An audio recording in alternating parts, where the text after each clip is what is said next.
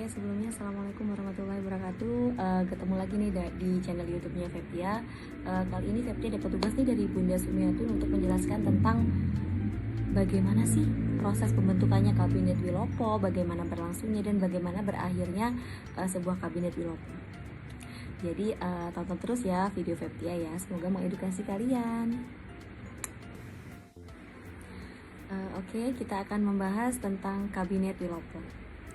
Kabinet Wilopo memerintah pada tanggal 7 April 1952 sampai dengan 3 Juni 1953.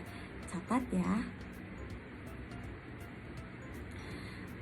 Terus setelah kita tahu bahwa Wilopo adalah sebuah kabinet ketiga dari sebuah sistem parlementer, pada tanggal 1 Maret 1952, Presiden Soekarno menunjuk Wilopo dari PNI sebagai fornatur di negara.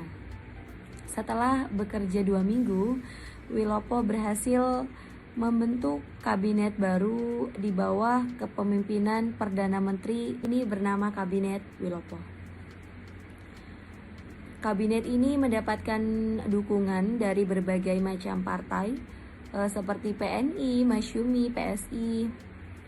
Nah, karena perjalanannya Kabinet Wilopo ini mempunyai program kerja yang bagus, seperti program pokok dari Kabinet Wilopo ini. Yang pertama ada program dalam negeri.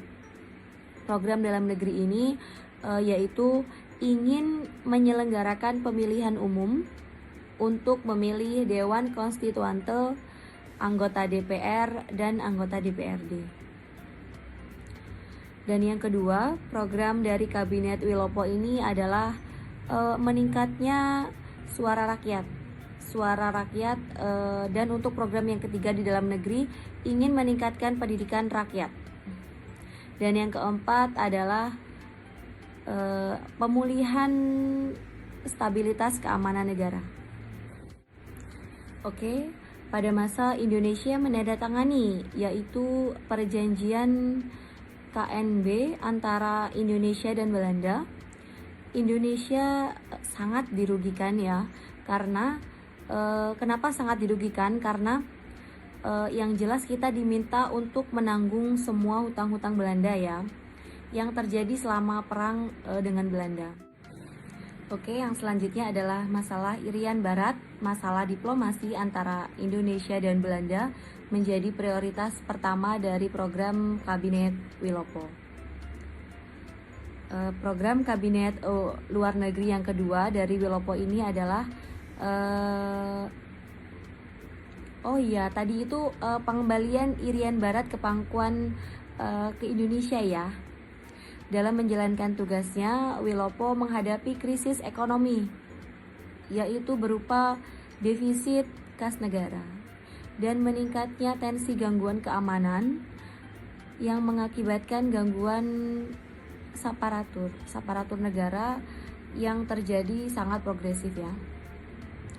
Nah, ketimpangan Jawa dan luar Jawa membuat terjadinya gelombang ketidakpuasan di daerah yang memperparah kondisi politik nasional. Kenapa itu terjadi? Karena pemerintah terlalu cenderung memikirkan pembangunan hanya terkhusus di Pulau Jawa, tetapi melupakan daerah-daerah di luar Pulau Jawa ya.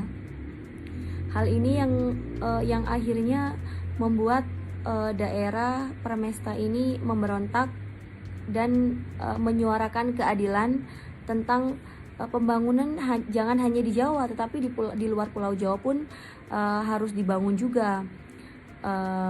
Makanya pada Kabinet Wilopo ini mendapatkan gangguan ketimpangan Jawa dan luar Jawa, sehingga menyebabkan terjadinya gelombang ketidakpuasan di daerah yang memperparah kondisi politik nasional. Nah, Kabinet Wilopo ini juga harus menghadapi sebuah konflik 17 Oktober 1952 yang menempatkan TNI sebagai alat sipil dan munculnya masalah intern dalam TNI itu sendiri. dan konflik semakin diperparah dengan adanya surat yang menjelekkan keluarga Subroto dalam usahanya memulihkan keamanan di Sulawesi Selatan. Oke, akibat dari peristiwa Tanjung Morawa muncullah mosi tidak percaya dari Serikat Indonesia kepada Kabinet Wilopo, sehingga Kabinet Wilopo ini harus mengembalikan mandatnya pada Presiden, yaitu pada tanggal 2 Juni 1953.